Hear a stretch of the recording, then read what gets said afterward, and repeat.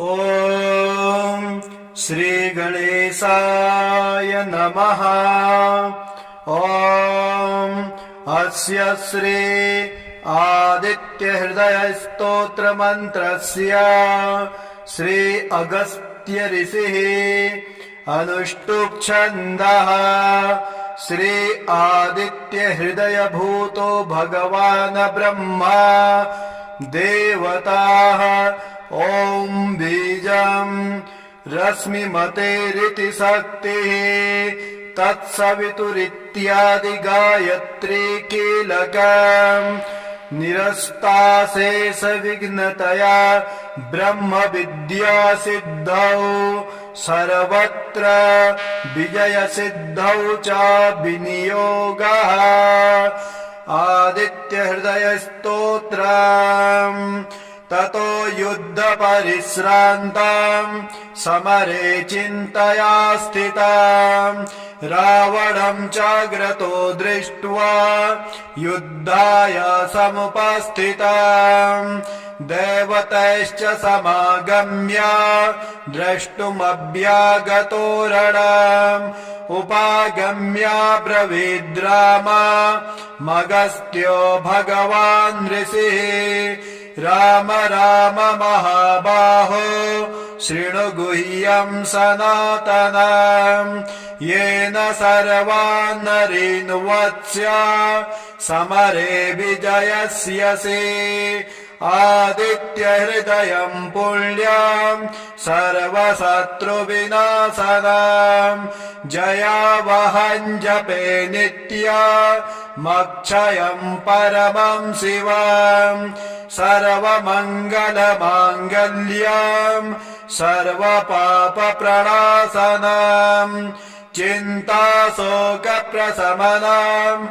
आयुर्वर्धनमुत्तमम् रश्मिमन्तम् समुद्यन्तम् देवासुरनमस्कृतम् पूजयस्व विभस्वन्तम् भास्करम् भुवनेश्वरम् सर्वदेवात्मको ह्येषा तेजस्वी रश्मिभानवः एष देवासुरगणो लोकान् पाति गभस्तिभिः एष ब्रह्मा च विष्णुश्च शिवः स्कन्दः प्रजापतिः महेन्द्रो धनदः कालो यमः सोमो ह्यपाम्पतिः पितरो वसवः साध्या ह्यश्विनौ मरुतो मनुः वायुर्वनिः प्रजा प्राणा ऋतुकर्ता प्रभाकरः आदित्यः सविता सूर्यः खगः पूखा गभस्तिवान् सुवर्णसदृशो भानुर्हिरण्यरेता दिवाकरः हरिदस्वासहस्रार्चिः सप्तसप्तिर्मरीचिमान् तिमिरो मथन शम्भुस्त्वष्टा मार्तण्ड अंशुमान् हिरण्यगर्भः शिशिरस्तपनो भास्करो रविः अग्निगर्भादितेः पुत्रः शङ्खः शिशिरनाशनः व्योमनाथस्तमो भेदी ऋग्यजुष्यामपारगः धनविष्टिरपामित्र विन्ध्यवीथि प्लवङ्गमः आतपे मण्डले मृत्युः पिङ्गलः सर्वतापनः कविर्विश्वो महातेजः रक्तः सर्वभवोद्भवः नक्षत्रग्रहताराणामधिपो विश्वभावनः तेजसामपि तेजस्वी द्वादशात्मनमोऽस्तु ते नमः पूर्वाय गिरये पश्चिमायाद्रये नमः ज्योतिर्गणानां पतये दीनाधिपतये नमः। जयाय जय भद्राय हर्षस्वाय नमो नमः नमो नमः सहस्रांश आदित्याय नमो नमः नमः उग्राय वीराय सारंगाय नमो नमः नमः पद्मप्रबोधाय मार्तण्डाय नमो नमः ब्रह्मेशान्यच्युतेशाय सूर्यायादित्यवर्चसे भास्वते सर्वभक्षाय रौद्राय वपुषे नमः तमग्नाय हिमग्नाय शत्रुघ्नायामितात्मने कृतघ्नाय देवाय ज्योतिसम्पतये नमः तप्तचानीकराभाय वहनये विश्वकर्मणे नमस्तमोभिनिघ्नाय रुचये लोकसाक्षिणे नाशयत्येष वैभूतम् तदेव सृज्यते प्रभुः पायत्येष तपत्येष वर्षत्येष गभस्तिभिः एष सुप्तेषु जागर्ते भूतेषु परिनिष्ठितः एष एवाग्निहोत्रम् च फलम् चैवाग्निहोत्रिणाम् वेदाश्च क्रतवश्चैव क्रतूनाम् फलमेव च यानि कृतानि लोकेषु सर्व एष रविः प्रभो फलस्तुतिः एनमापत्सु कृच्छेषु कान्तारेषु भयेषु च कीर्तयन् पुरुषः कश्चिन् नावसीदपि राघव पूजयस्वैनमेकाग्रो देवदेवम् जगत्पतेम् एतत्त्रिगुणितम् जपत्वा युद्धेषु विजयिष्यसि अस्मिन् क्षणे महाबाहो रावणम् त्वम् वधिष्यसि एवमुक्त्वा तदागस्त्यो जगाम च यथागतम् एतच्छ्रुत्वा महातेजा नष्टशोको भवत्तदा धारयामास सुप्रीतो राघवः प्रयतात्मवान् आदित्यम् प्रेक्ष्य जपत्वा तु परमहर्षमवाप्तवान् त्रिराचम्या शुचिर्भूत्वा धनुरादाय वीर्यवान् रावणम् प्रेक्ष्य दृष्ट्वात्मा युद्धाय समुपागतम् सर्वयत्नेन महता वधे तस्य धृतो भवान् अथ रविरवद निरीक्ष्य रामम् मुदितमनाः परमम् प्रहस्यमाणः निशिचरपति संक्षयम् विदित्वा सुरगणमध्यगतो वचस्त्वरेति ततो युद्धपरिश्रान्तम् समरे चिन्तया स्थितम् रावणम् चाग्रतो दृष्ट्वा युद्धाय समुपस्थितम् देवतैश्च समागम्य द्रष्टुमभ्यागतो रणम् उपागम्य ब्रवीद्राम मगस्त्यो भगवान् ऋषिः राम राम महाबाहो शृणु गुह्यम् सनातनम् येन सर्वान् नरीन् वत्स्य समरे विजयस्यसि आदित्यहृदयम् पुण्यम् सर्वशत्रुविनाशनम् जयावहम् जपे नित्यमक्षयम् परमम् शिवम् सर्वमङ्गलमाङ्गल्यम् सर्वपापप्रणाशनम् चिन्ताशोकप्रशमनम् आयुर्वर्धनमुत्तमम् रश्मिमन्तम् समुद्यन्तम् देवासुरनमस्कृतम् पूजयस्व विभस्वन्तम्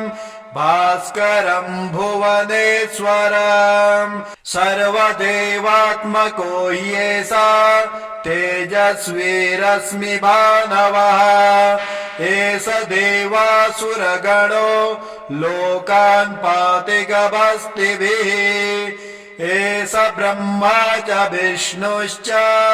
शिवः स्कन्दः प्रजापतिः महेन्द्रो धनदः कालो यमः सोमो ह्यपाम्पतिः पितरो वसवः साध्या ह्यश्विनौ मरुतो मनुः वायुर्वनिः प्रजा प्राणा ऋतुकर्ता प्रभाकरः आदित्या सविता सूर्यः खगः पूखा गभस्तिवान् सुवर्णसदृशो भानुर्हिरण्यरेता दिवाकरः हरिदस्वा सहस्रार्चिः सप्तसप्तिर्मरीचिमान् तिमिरो मथना शम्भुस्त्वष्टा मार्तण्ड अंशुमान् हिरण्यगर्भः शिशिरस्तपनो भास्करो रविः अग्निगर्भादितेः पुत्रः शङ्खः शिशिरनाशनः व्योमनाथस्तमो भेदी ऋग्यजुष्यामपारगः धनविष्टिरपामित्र विन्ध्यवीथि प्लवङ्गमः आतपे मण्डले मृत्युः पिङ्गलः सर्वतापनः कविर्विश्वो महातेजः रक्तः सर्वभवोद्भवः नक्षत्रग्रहताराणामधिपो विश्वभावनः तेजसामपि तेजस्वी द्वादशात्मनमोऽस्तु ते नमः पूर्वाय गिरये पश्चिमायाद्रये नमः ज्योतिर्गणानाम् पतये दीनाधिपतये नमः जयाय जयभद्राय हर्षस्वाय नमो नमः नमो नमः सहस्रांश आदित्याय नमो नमः नमः उग्राय वीराय सारंगाय नमो नमः नमः पद्मप्रबोधाय मार्तण्डाय नमो नमः ब्रह्मेशान्यच्युतेशाय सूर्यायादित्यवर्चसे भास्वते सर्वभक्षाय रौद्राय वपुषे नमः तमग्नाय हिमग्नाय शत्रुघ्नायामितात्मने कृतघ्नाय देवाय ज्योतिसम्पतये नमः तप्तचानीकराभाय वहनये विश्वकर्मणे नमस्तमोभिनिघ्नाय रुचये लोकसाक्षिणे नाशयत्येष वैभूतम् तदेव सृज्यते प्रभुः पायत्येष तपत्येष वर्षत्येष गभस्तिभिः एष सुप्तेषु जागर्ते भूतेषु परिनिष्ठितः एष एवाग्निहोत्रम् च फलम् चैवाग्निहोत्रिणाम् वेदाश्च क्रतवश्चैव क्रतूनाम् फलमेव च यानि कृतानि लोकेषु सर्व एष रविः प्रभो फलस्तुतिः एनमापत्सु कृच्छेषु कान्तारेषु भयेषु च कीर्तयन् पुरुषः कश्चिन् नावसीदपि राघव पूजयसु वैनमेकाग्रो देवदेवं जगत्पतेम् एतत्त्रिगुणितं जपत्वा युद्धेषु विजयिष्यसि अस्मिन् क्षणे महाबाहो रावणं त्वं वधिष्यसि एवमुक्त्वा तदागस्त्यो जगाम च यथागतम् एतच्छ्रुत्वा महातेजा नष्टशोको भवत्तदा धारयामास सुप्रीतो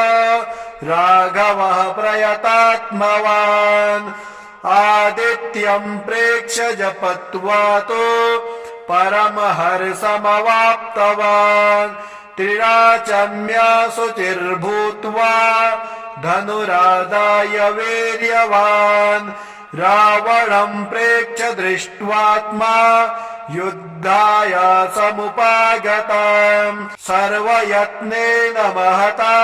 वधे तस्य धृतो भवान् अथ रविरवद निरीक्ष्य रामम् मुदितमनः परमं प्रहस्यमाणः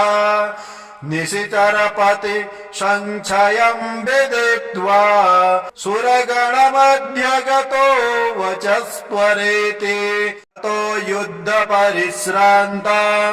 समरे चिन्तया स्थितं रावणं चाग्रतो दृष्ट्वा युद्धाय समुपस्थितम् देवतैश्च समागम्य द्रष्टुमभ्यागतो रणम् उपागम्य ब्रवीद्राम मगस्त्यो भगवान् ऋषिः राम राम महाबाहो शृणु गुह्यं सनातनम् येन सर्वान् नरीन् वत्स्य समरे विजयस्यसि आदित्यहृदयं पुण्यं सर्वशत्रुविनाशनम्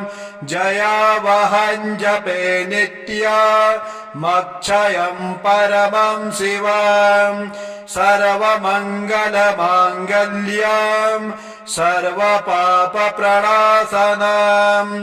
चिन्ताशोकप्रशमनम् आयुर्वर्धनमुत्तमम् रश्मिमन्तं समुद्यन्तं देवासुरनमस्कृतम् पूजयस्व विभस्वन्तं भास्करं भुवनेश्वरम् सर्वदेवात्मको येषा तेजस्वी रश्मिभानवः एष देवासुरगणो लोकान् पाति गभस्तिभिः एष ब्रह्मा च विष्णुश्च शिवः स्कन्दः प्रजापतिः महेन्द्रो धनदः कालो यमः सोमो ह्यपम्पतिः पितरो वसवः साध्या ह्यश्विनौ मरुतो मनुः वायुर्वनिः प्रजा प्राणा ऋतुकर्ता प्रभाकरः आदित्या सविता सूर्यः खगः पूखा गभस्तिवान् सुवर्णसदृशो भानुर्हिरण्यरेता दिवाकरः हरिदस्वा सहस्रार्चिः सप्तसप्तिर्मरीचिमान् तिमिरो मथन शम्भुस्त्वष्टा मार्तण्ड अंशुमान् हिरण्यगर्भः शिशिरस्तपनो भास्करो रविः अग्निगर्भादितेः पुत्रः शङ्खः शिशिरनाशनः व्योमनाथस्तमो भेदी ऋग्यजुष्यामपारगः धनविष्टिरपामित्र विन्ध्यवीथि प्लवङ्गमः तापी मण्डले मृत्युः पिङ्गलः सर्वतापनः कविर्विश्वो महातेजः रक्तः सर्वभवोद्भवः नक्षत्रग्रहताराणामधिपो विश्वभावनः तेजसामपि तेजस्वी द्वादशात्मनमोऽस्तु ते नमः पूर्वाय गिरये पश्चिमायाद्रये नमः ज्योतिर्गणानां पतये दीनाधिपतये नमः जयाय जयभद्राय हर्षस्वाय नमो नमः नमो नमः सहस्रांश आदित्याय नमो नमः नमः उग्राय वीराय सारंगाय नमो नमः नमः पद्मप्रबोधाय मार्तण्डाय नमो नमः ब्रह्मेशान्यच्युतेशाय सूर्यायादित्यवर्चसे भास्वते सर्वभक्षाय रौद्राय वपुषे नमः तमग्नाय हिमग्नाय शत्रुघ्नायामितात्मने कृतघ्नाय देवाय ज्योतिसम्पतये नमः तप्तचामीकराभाय वहनये विश्वकर्मणे नमस्तमोभिनिघ्नाय रुचये लोकसाक्षिणे नाशयत्येष वैभूतम् तदेव सृज्यते प्रभुः पायत्येष तपत्येष वर्षत्येष गभस्तिभिः एष सुप्तेषु जागर्ते भूतेषु परिनिष्ठितः एष एवाग्निहोत्रम् च फलम् चैवाग्निहोत्रिणाम् वेदाश्च क्रतवश्चैव क्रतूनां फलमेव च यानि कृतानि लोकेषु सर्व एषरवे प्रभो फलस्तुतिः एनमापत्सु कृच्छेषु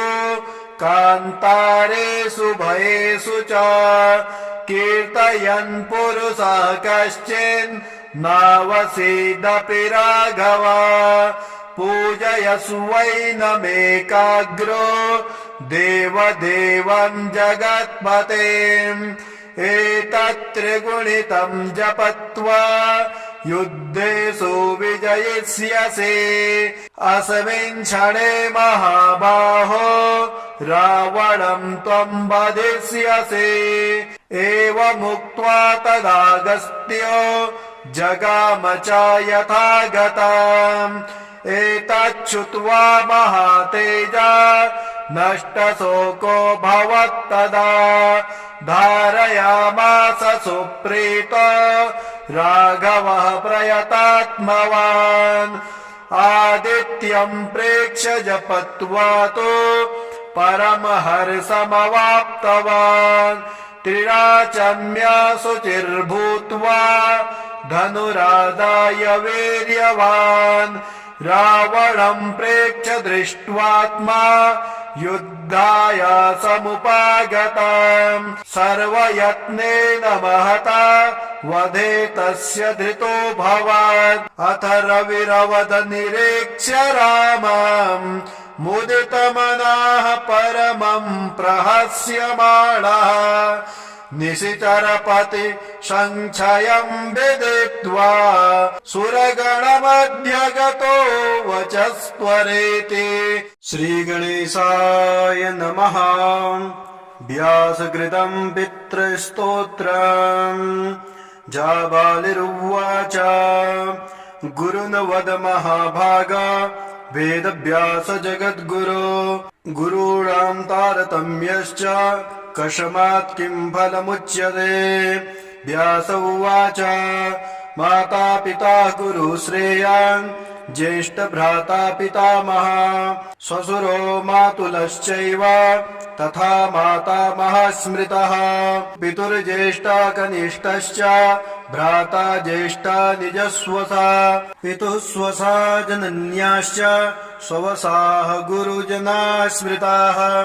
पत्न्या पितामहादीनां तथैव गुरवः स्मृताः एतेषु हि पिता श्रेयान्